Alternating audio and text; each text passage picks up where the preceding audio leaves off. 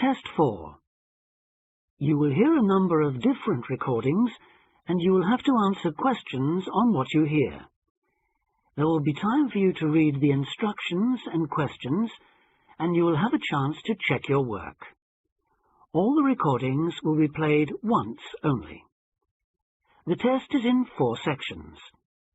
Write all your answers in the listening question booklet. At the end of the real test, you will be given 10 minutes to transfer your answers to an answer sheet. Now turn to Section 1. Test 4. Section 1. You will hear a telephone conversation about opening a bank account.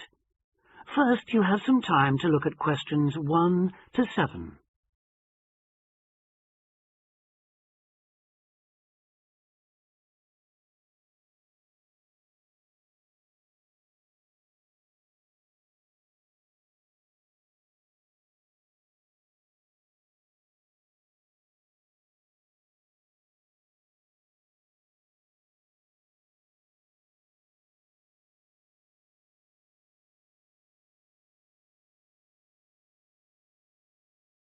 You will see that there is an example that has been done for you.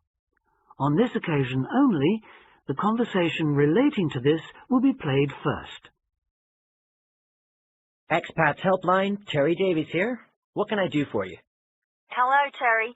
I've been in this country for a while, and I've just been offered a job in the city, so I think I'm going to need to open a bank account. I haven't had one before, so I'm wondering what papers I need. Well, basically you'll need to be able to prove to the bank that you're who you say you are, and that you live where you say you do, okay? Uh-huh. And for some banks, at least, that means you'll have to show them 2 separate pieces of identity. So I'll run through the list if you like. Yes, please. Okay. I'll bring it up on the screen. Let's see. Here it is. Right. The first thing it says is a valid passport. The first document is passport. So passport has been written in for you. Now we shall begin. You should answer the questions as you listen, because you will not hear the recording a second time. Listen carefully and answer questions 1 to 7. Expats Helpline, Terry Davies here. What can I do for you? Hello, Terry. I've been in this country for a while, and I've just been offered a job in the city, so I think I'm going to need to open a bank account. I haven't had one before, so I'm wondering what papers I need. Well, basically you'll need to be able to prove to the bank that you're who you say you are, and that you live where you say you do, okay? Uh-huh. And for some banks, at least, that means you'll have to show them 2 separate pieces of identity. So I'll run through the list if you like. Yes, please. Okay. I'll bring it up on the screen. Let's see. Here it is. Right. The first thing it says is a valid passport. Mine's Australian. Yes, that would be fine, of course. The next one is a driving license, and again, one from your country would be okay. Then that's followed by birth certificate. Oh, hang on, that's only if you're under 18. Which I'm not. Right, so not that then. But you can also show them a benefit book. For instance, if you're in ill health, or unemployed, or getting income support. Yes, I could bring that. Or a letter from my employer, maybe? Well, that's not actually on the list, so we'll have to assume you can't. Okay. And to prove where I live? Again, there are several possible things listed here. For instance, you could use a bill for council tax, or something else for where you live, such as an insurance certificate. I've got one of those, somewhere among all my papers. But what about bills? Things like phone bills, I mean. As long as it has your address on it, yes, fine. So a bill for my mobile would do, would it? I'm afraid it would have to be for a fixed line phone. You could use other types of household bill, though, as long as you get them through the post. How about an electricity bill? That'll say where I live, won't it?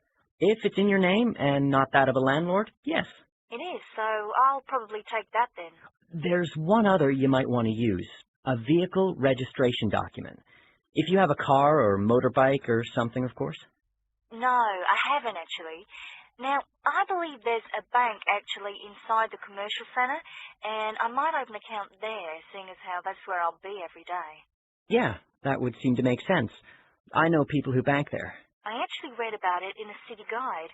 My cousin picked it up when he was here a couple of years ago, and I made a few notes. Do you mind if I run through them with you now, just to make sure the details haven't changed? Fine, go ahead. Okay, first question. It's still a branch of the Popular Bank, is it? The one with links to Australian banks? No, it's actually being taken over by another big banking group, the Savings Bank. It still seems quite popular, though, especially with people doing business in the Asia-Pacific area. And when is it open, Monday to Saturday? I'll have to check their website for that. Give me a second or two, will you? Sure. Right. I've got it. Customer service, and it's just weekdays, I'm afraid. Does it say what their business hours are? I'm just looking for that. It's on a different page for some reason. I think there's been a change at some banks in the last year or so. Yeah, here it is. It's open from 9:30 in the morning till 3:30 in the afternoon. And it's on the top floor of the main centre building, is it, next to the travel agency? That's where it used to be, but they've since moved it to a slightly bigger place. It's on the ground floor now. Oh. And one last thing on this. I know most banks give incentives to young people to open accounts with them, but apparently this one didn't. Do you know if they're offering anything these days? I'll just check. I'm sure they'd say so on their new clients page if they were. No, there's nothing mentioned here. That's a pity. I was quite looking forward to getting my free gift. Before you hear the rest of the conversation, you have some time to look at questions 8 to 10.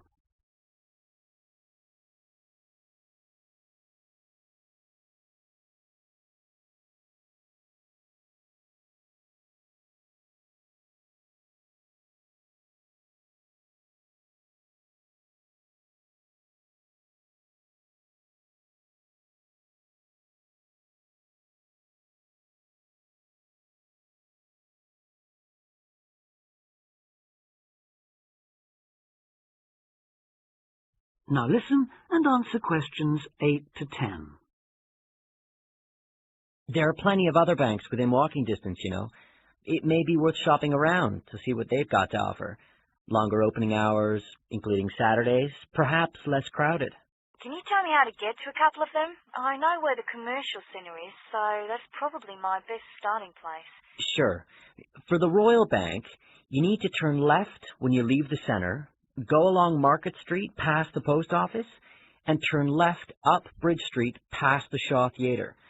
Then you take the first right. You'll see an internet cafe on the other side, and the Royal is just a bit further along on the right, directly opposite the Park Hotel. Okay, I've got that. What about the Northern Bank? For that one, you turn right as you come out of the centre and go along Market Street until you come to the junction with West Street. There you turn right again and carry on up as far as the next junction where you take a left. You'll see the bank from there. It's the third building on the right. Fine. And the last one, the National Bank? You can go either way from the centre, really. Up West Street or Bridge Street, and then along past City Hall.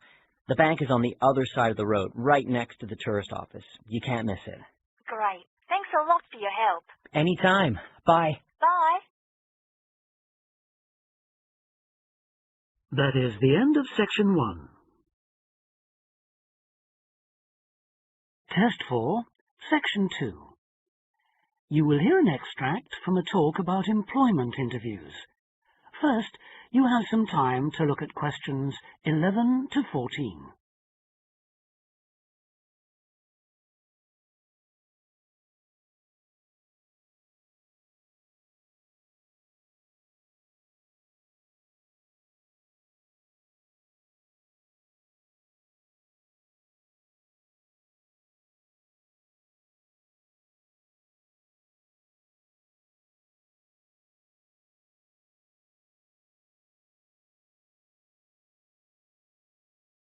Now listen carefully and answer questions 11 to 14. Today I have with me Sandy Richardson of the local Workforce Center, and she'll be talking about that critical step towards the goal of employment, the interview. Sandy, what is an interview for, and what's the best way to approach it? A job interview is simply a meeting between you and a potential employer to discuss your qualifications and see if there is a fit. The employer wants to verify what they know about you and talk about your qualifications. If you have been called for an interview, you can assume that the employer is interested in you. The employer has a need that you may be able to meet, so it's your goal to identify that need and convince the employer that you're the one for the job. As everyone knows, interviews can be stressful, but when you're well prepared, there's no reason to panic.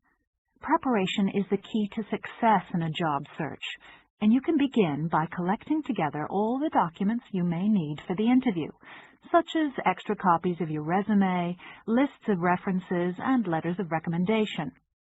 You could also take some work samples, selecting from what you have designed, drawn, or written, for instance, and make sure you have a pen and pad of paper for taking notes. The next step is to find out about the post. The more you know about the job, the employer, and the industry, the better prepared you will be to target your qualifications. Always request a job description from the employer and research employer profiles at the Chamber of Commerce or local library. You could also try to network with people who work for the company or with employees of companies associated with it. The next step is to match your qualifications to the requirements of the job. A good approach is to write out your qualifications along with the job requirements. Think about some standard interview questions and how you might respond. Most questions are designed to find out more about you, your qualifications, or to test your reactions in a given situation.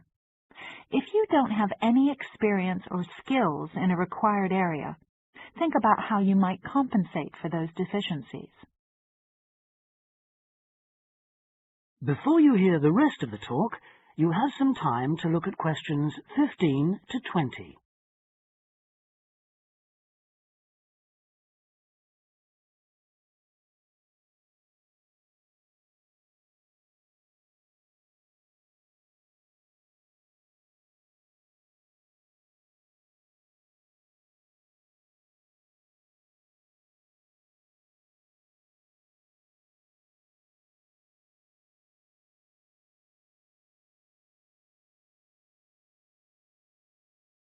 Now listen and answer questions 15 to 20. During an interview, it's important that you be yourself. Get a good night's sleep and plan your travel to be there in plenty of time so that you're not arriving out of breath with 30 seconds to spare. Don't, though, present yourself for the interview too early, 10 minutes at most. In the interview, listen carefully to each question asked. Take your time in responding and make sure your answers are positive. It's important to express a good attitude and show that you're willing to work, eager to learn, and are flexible. If you are unsure of a question, don't be afraid to ask for clarification. In fact, it's sometimes a good strategy to close a response with a question for the interviewer. In general, focus on your qualifications and look for opportunities to personalize the interview. Briefly answer questions with examples of how you responded in comparable situations from either your life or previous job experiences. Something you should avoid are yes or no responses to questions, but don't dwell too long on non-job related topics. Use caution if you are questioned about your salary requirements. The best strategy is to avoid the question until you have been offered a job. Questions about salary asked before there is a job offer are usually screening questions that may eliminate you from consideration, so be warned. On the other hand, it isn't inappropriate to show your enthusiasm if your first impressions of the interview and of the employer are good ones. So, if the job sounds like what you are looking for, say so. Keep in mind that the interview is not over when you are asked if you have any questions. Come prepared to ask a couple of specific questions that again show your knowledge and interest in the job. Close the interview in the same friendly, positive manner in which you started. When the interview is over, leave promptly. Don't overstay your time. Think about the interview and learn from the experience. Evaluate the success and failures. The more you learn from the interview, the easier the next one will become. You'll become much more confident. To close, here are a few more tips. First, maintain good eye contact throughout the interview and be aware of nonverbal body language. Second, dress a step above what you would wear on the job. Go to the hairdressers, have a shave, etc. Remember that your appearance is a key indicator of whether you have the right attitude, so it can pay to give some thought to how you look. And finally, don't be a clock watcher. That is the end of Section 2. Test 4. Section 3. You will hear a tutor and some students discussing choosing courses at a college. First, you have some time to look at questions 21 to 24.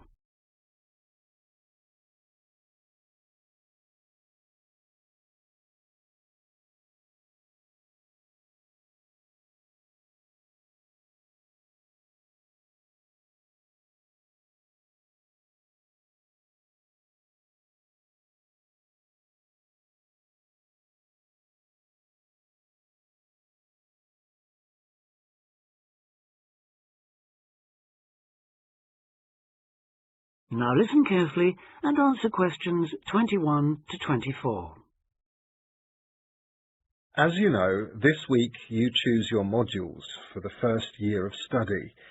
So this introductory meeting is aimed at helping you make informed choices.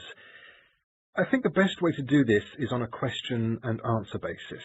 So who'd like to start? Pat. Yes. There's something I've been wondering about.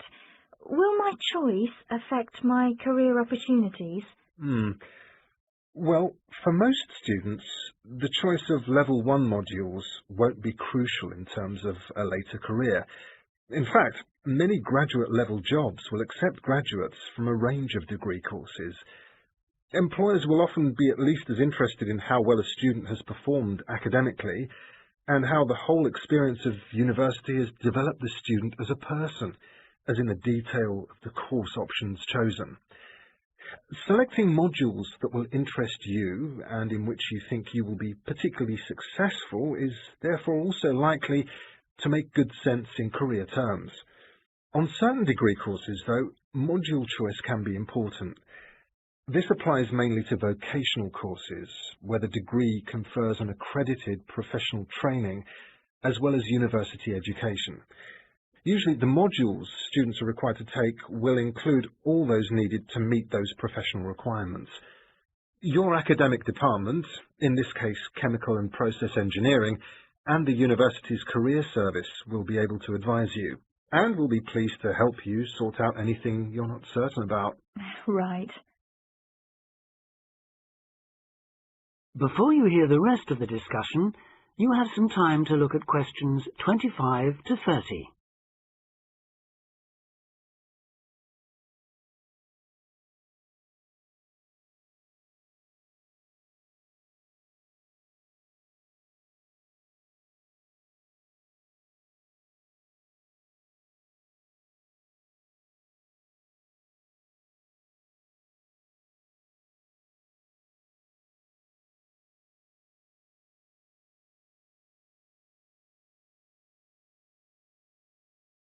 Now listen and answer questions 25 to 30.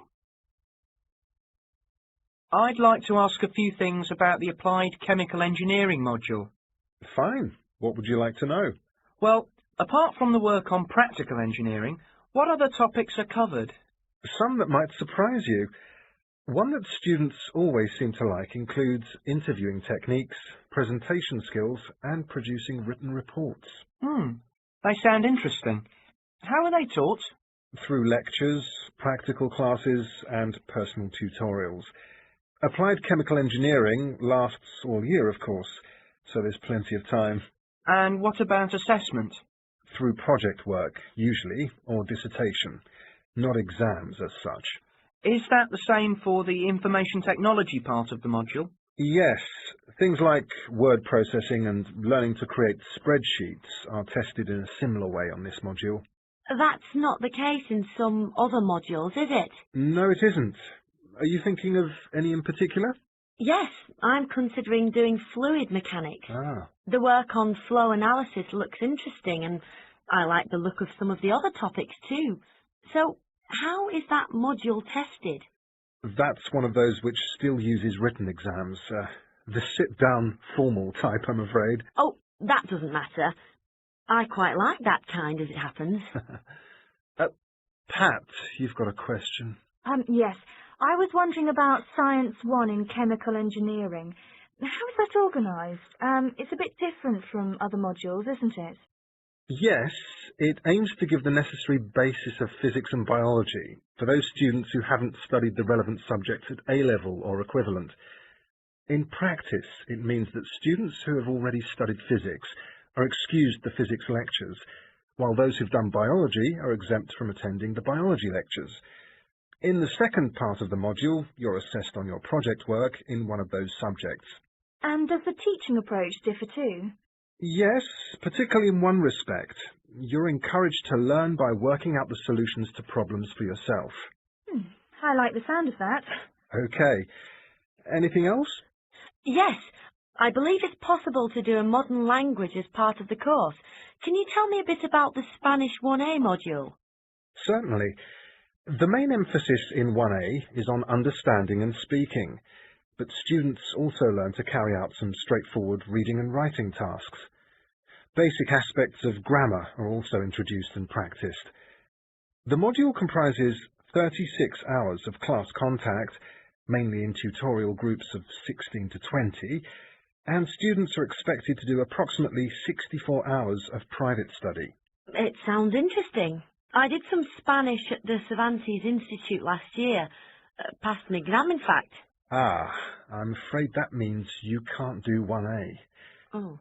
The regulations say this module may not be taken by students with a qualification in Spanish, though you could do 1B. That is the end of section 3. Test 4. Section 4. You will hear part of a lecture about a crater in Australia. First, you have some time to read questions 31 to 40.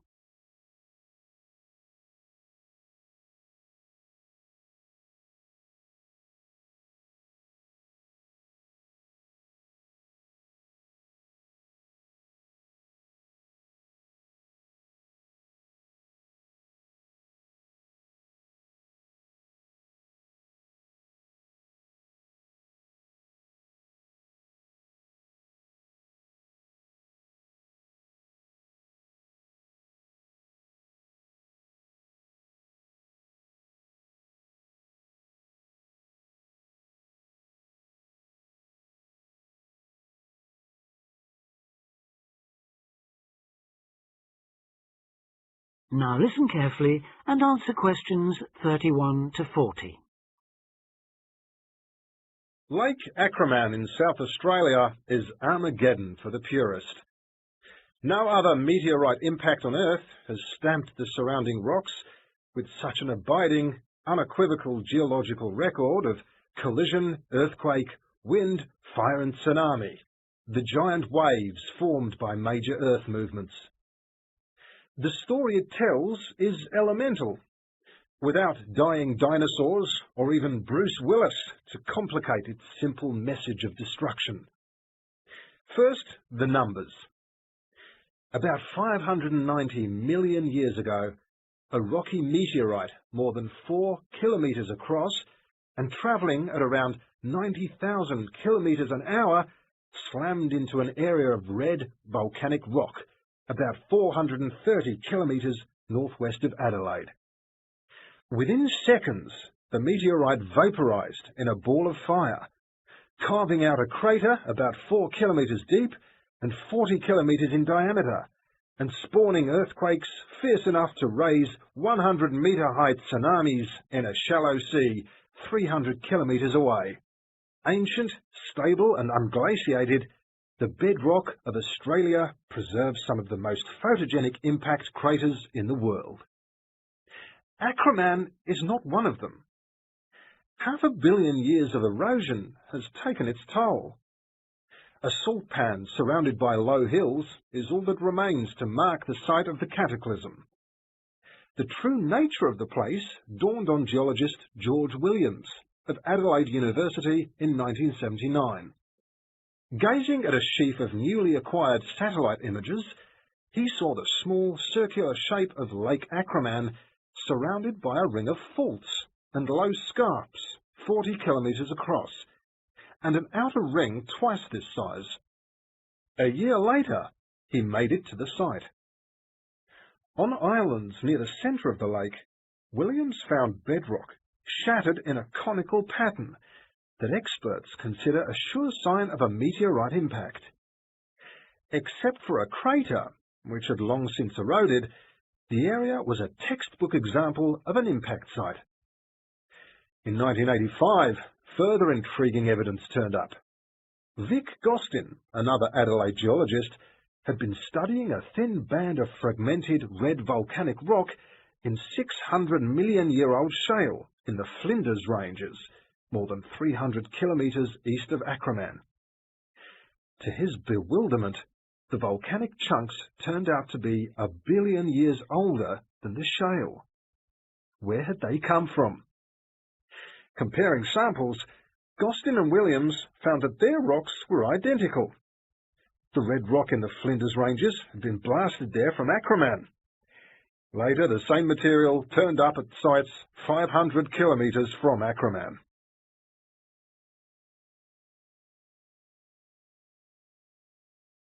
Everywhere, the bands of fragments showed the same structure.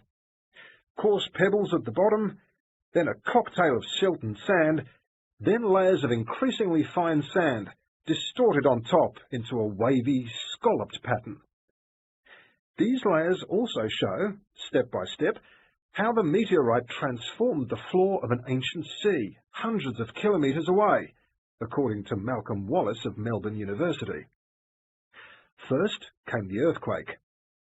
Travelling at about 3 kilometres a second, shock waves arrived offshore within a minute or two of the collision, stirring up the water with clouds of silt as the seabed shook.